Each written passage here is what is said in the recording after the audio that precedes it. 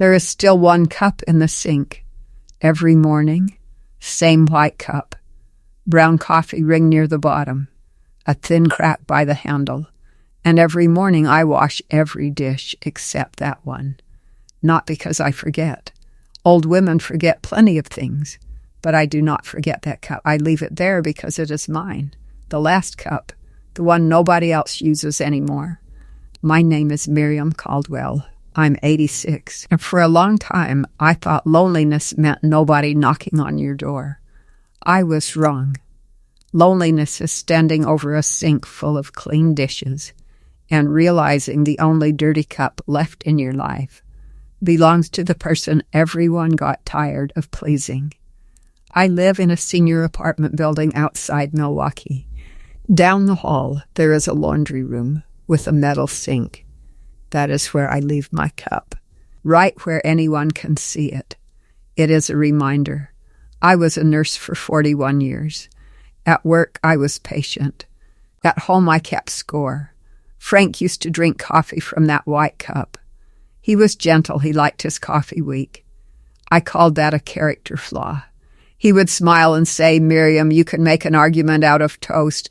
Later, I learned he was right. We had one child, Elise, only one. Maybe that is why I held her too tightly. Her hair, her clothes, her grades, her friends, the way she laughed too loudly in public. I corrected everything. I called it raising her right. But there is a kind of correction that does not teach. It shrinks.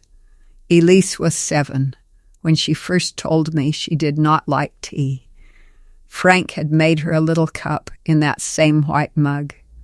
She took one sip and made a face. I said, "Don't be rude." Frank said, "She's not being rude. She just doesn't like it," I said. "She can learn manners." Elise pushed the cup toward him and whispered, "Sorry, she was not sorry about the tea. She was sorry for having a taste of her own." That should have bothered me. It did not. I was proud of my standards. Standards can become a fence. And if you build it high enough, people stop climbing over. They just stay away. Years passed. Elise left for college in Minnesota, far enough to not come home unless she had to. She called on Sundays at first.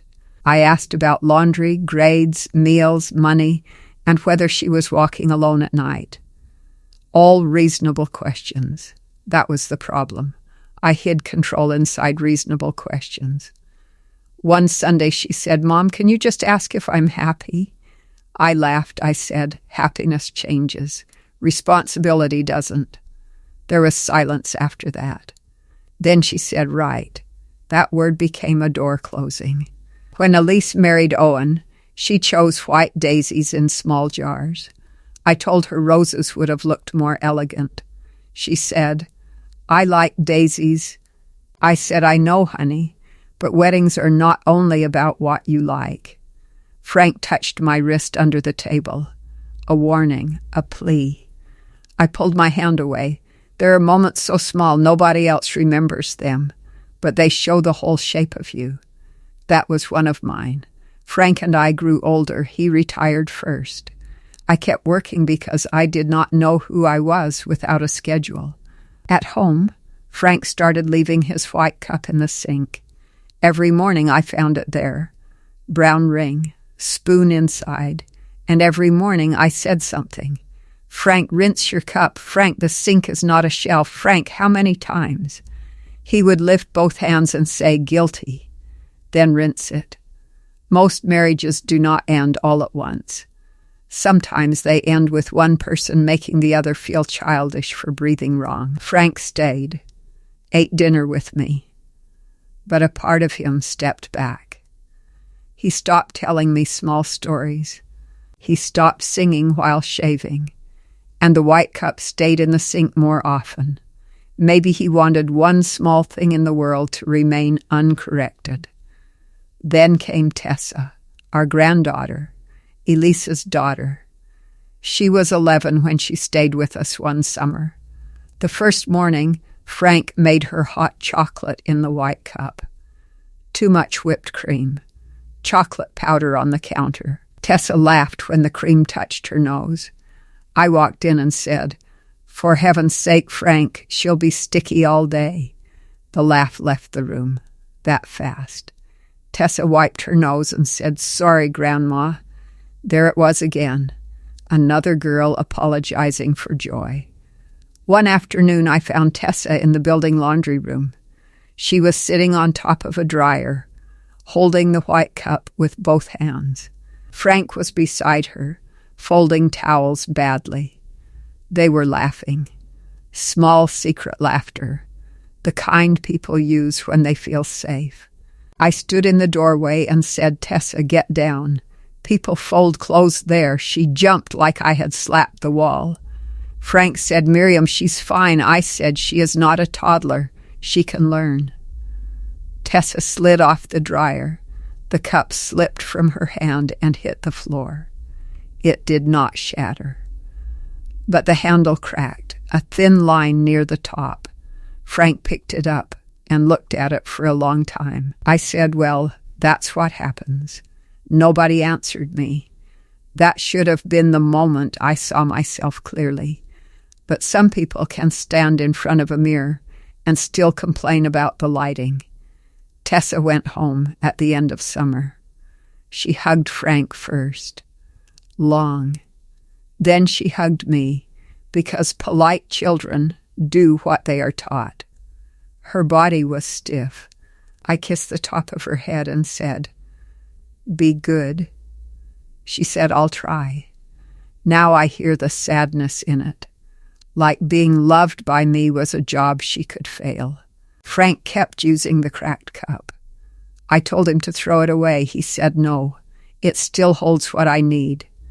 A few years later, he moved into assisted living. One day, he asked if someone could bring his white cup from home. I said, "They have cups there." He said, "Not that one." I brought it the next morning, wrapped in a dish towel. When I handed it to him, he smiled like I had done something kind. That hurt more than bitterness. After Frank passed, Elise helped me clear his room. Tessa came too. In the drawer beside his bed, we found the white cup, clean, empty. A folded paper tucked inside. My name was written on it, Miriam. My hand started shaking before I opened it. It said, "Please don't correct the love out of everyone." That was all. 7 words. Not cruel, not poetic, just true. I wanted to say. I did my best. I wanted to say. I loved you all. But love that only arrives as criticism does not feel like love to the person receiving it. So I said nothing. Silence had always been my punishment for others. That day it became my teacher. Now, every Thursday morning, I do my laundry downstairs. I bring the white cup with me. I drink coffee while the washer runs.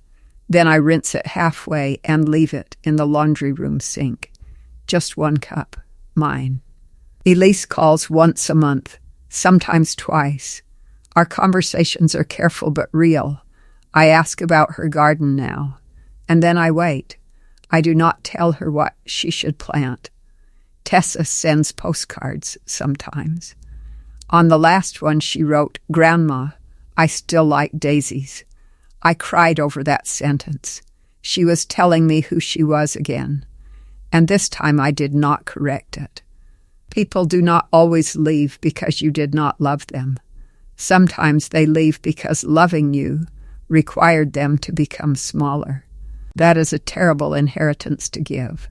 So I leave the cup in the sink, not as punishment, as practice. One dirty thing I do not rush to fix. One imperfection I allow to exist. One small crack I touch gently instead of criticizing. There is still 1 cup in the sink. It is always mine. But maybe tomorrow, if somebody visits, I will wash it before they arrive. Not because the cup embarrasses me, because for once I want there to be room in the sink for someone else.